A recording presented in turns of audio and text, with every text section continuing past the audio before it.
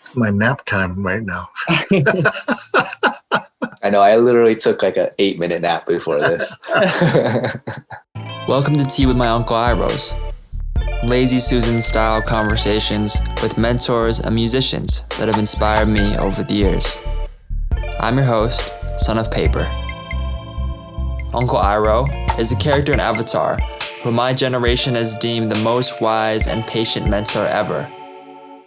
And so this season, I sat down with my uncles and aunties to pick their brains on how to best navigate this planet with wisdom, grace, and compassion.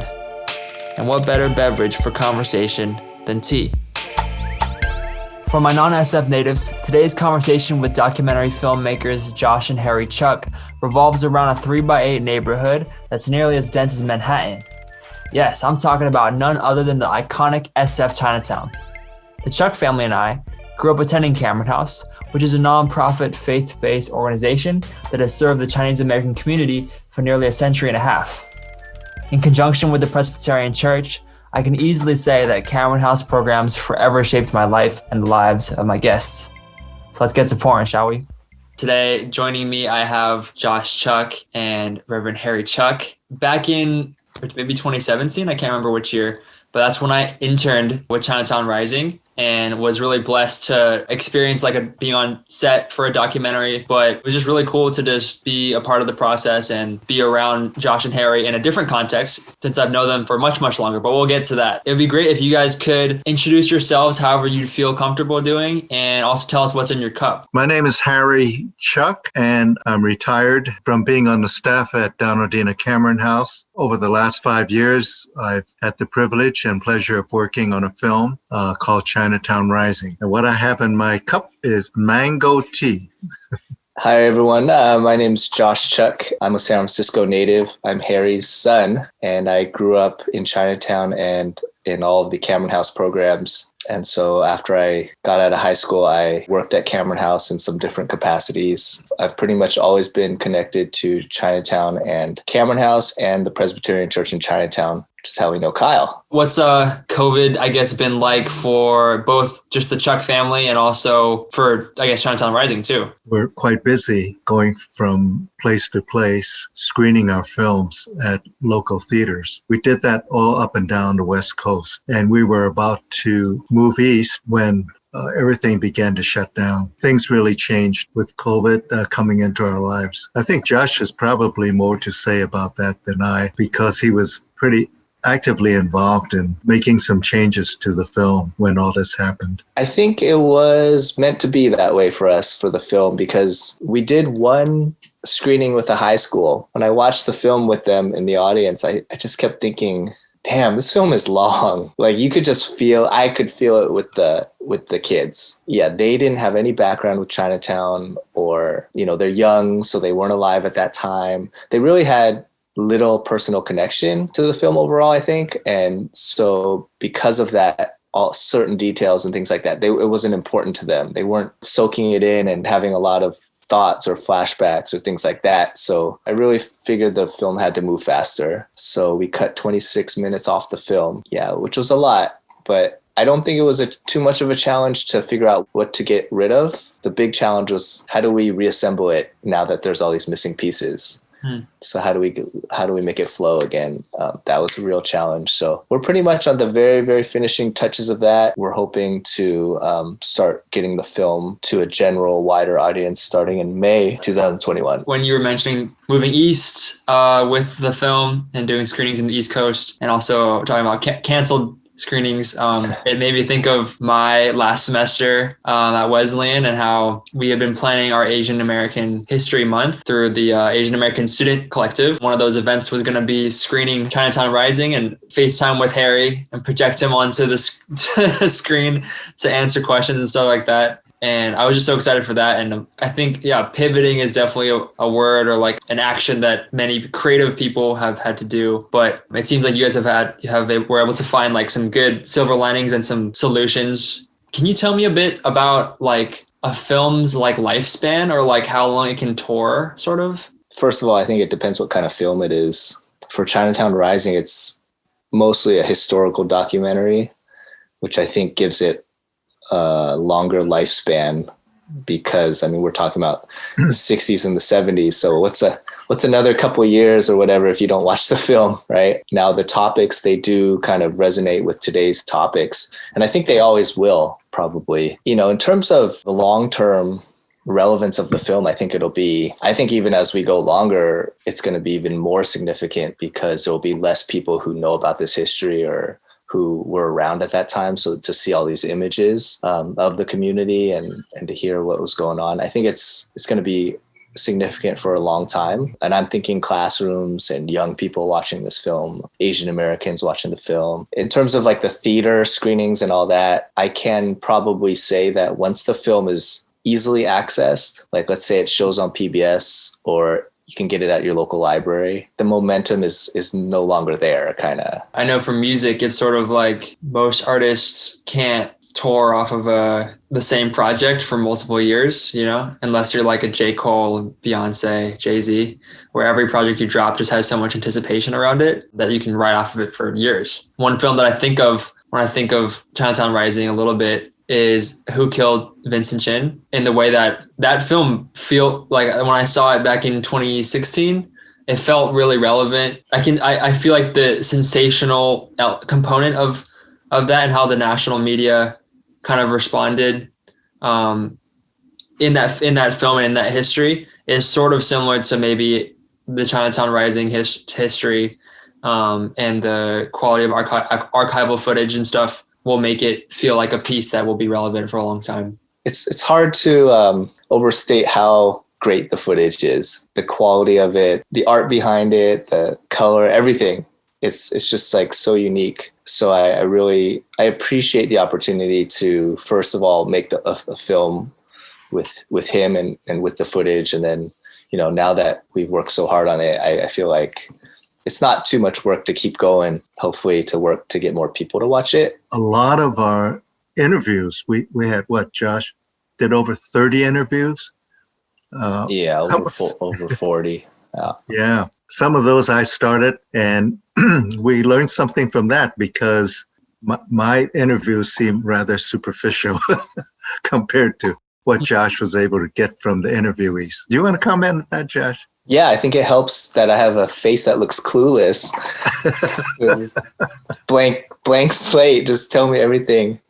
I actually feel like that right now with you, Kyle.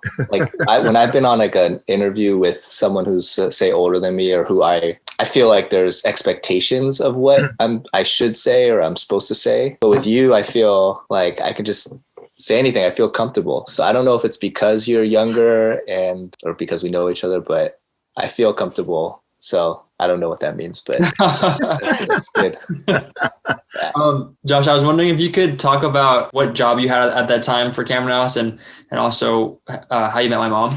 Yeah, so I remember you first actually hearing that you were like a chess whiz. Yeah, a prodigy.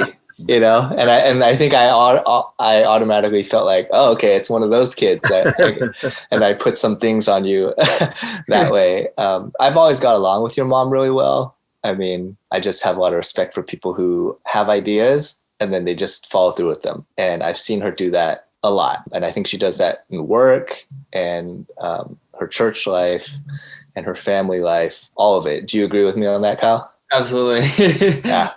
And then at Cameron House, I was working in the youth programs. There was a team of 4 of us. It was Lorene, Chris, Chuck, and Sing. And we kind of shared responsibilities. And on Friday nights, Chris and I would always be at Cameron House. And that's when I first saw you in the club program. You know, you were just a little kid. So, but just knowing that you had the church background and knowing you were Sabrina's son, I assumed that you wouldn't cause any trouble.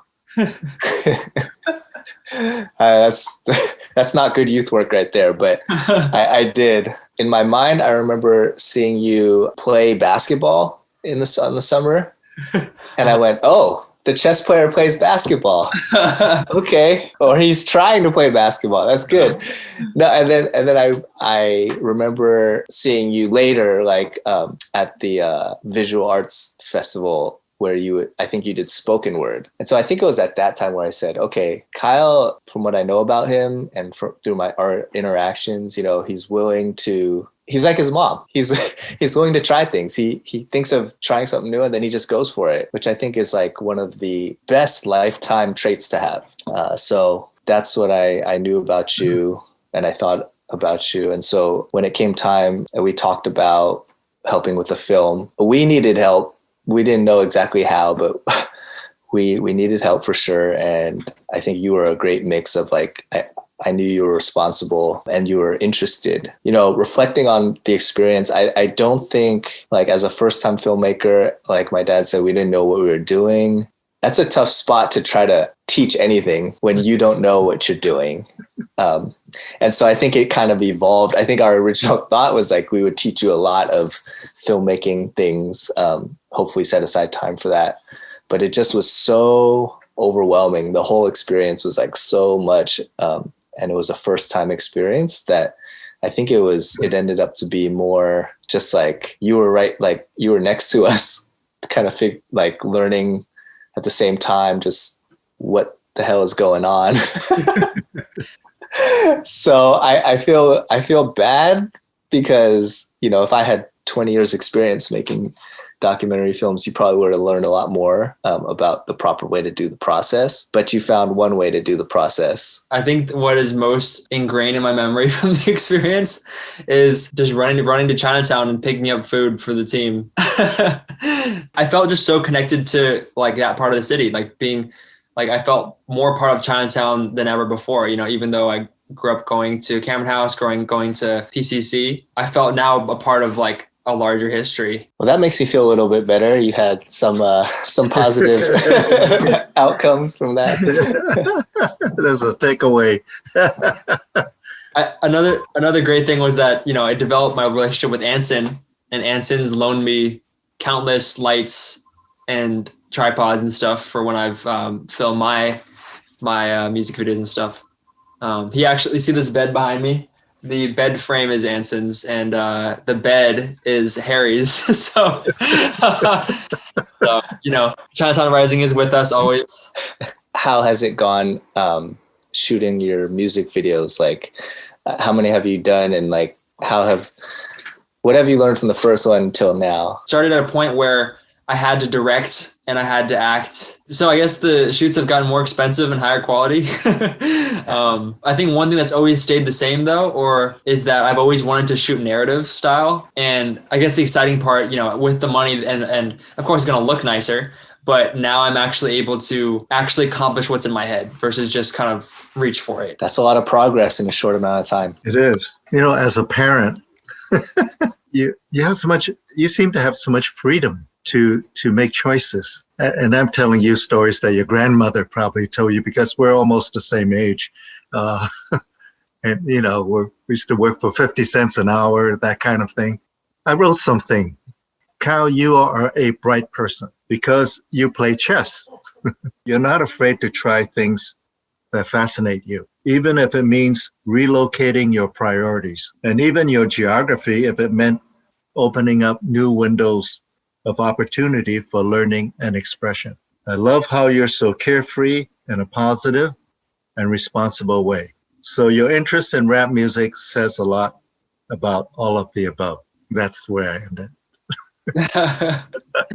That's awesome. Thank you for that. One thing that the most, not cliche, but like ubiquitous perhaps, like thing that I've heard from Cameron House leader alums is that Cameron House prepared us maybe even more than high school or college did for like the world and for like work and for interacting with people. For me, I think that's definitely true. I think Cameron House was actually one of the first performance spaces that I ever had for music, performing at Westminster Woods or at VPA. It was just such a pressure-free space, so I'm really thankful for that. I guess I'm wondering what Cameron House in particular for both of you kind of has meant over the years, and how has the space of Cameron House and the philosophy of Cameron House imparted and impacted your life? You prepared to say something, Josh? I want to piggyback off what you're saying, Kyle, because I think I've had a similar experience. It's kind of when you're in a place where the culture is one that is striving for certain values. Growing up in the youth program, the values are kind of like, it's kind of a non-judgmental thing that we strive for, and it's a caring and a respect. And so for me, as someone who I've realized over the years, I'm a little bit entrepreneurial in having an idea and feeling like I can have a vision of where it's going to go, and I can kind of get it there with a team. And I think at Cameron House, you grow up and you're part of a lot of teams. I think the summer program is the best example of that, where you get 12 high schoolers who are not necessarily qualified, take care of a bunch of kids and take them through around the city and go on overnights and stuff like that. But because everyone is on the same page and everyone just wants to do their best, not because you're getting paid or anything, but just because that's what we do. That's the right thing to do. That's when you get the best results. I kind of have seen from an early age what's possible when everyone's bought in and they know that they're respected, because that was always number one at Cameron House. You're not going to learn that in high school. See, my generation, I was born in 1935. I'm living in a situation where the country's at war. And of course, that impacts everything. For example, you can just go into the store and buy sugar, and you were given stamps that says you can buy a pound of sugar.